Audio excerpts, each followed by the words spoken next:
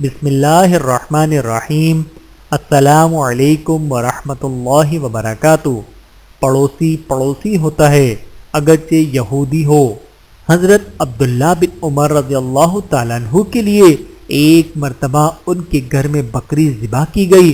جب وہ تشریف لائے تو انہوں نے گھر والوں سے کہا کہ تم لوگوں نے ہمارے یہودی پڑوسی کے لیے بھی گوشت کا ہدیہ بھیجا ہے؟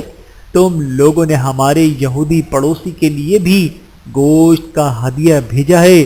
میں نے رسول اللہ صلی اللہ علیہ وآلہ وسلم کو یہ ارشاد فرماتے ہوئے سنا، پڑوسیوں کے ساتھ حسن سلوک کے بارے میں مجھے جبرائیل علیہ السلام اتنی وصیت اور تاکید فرماتے رہے کہ مجھے خیال ہونے لگا کہ وہ اس کو وراثت میں بھی حصے دار قرار دے دیں گے۔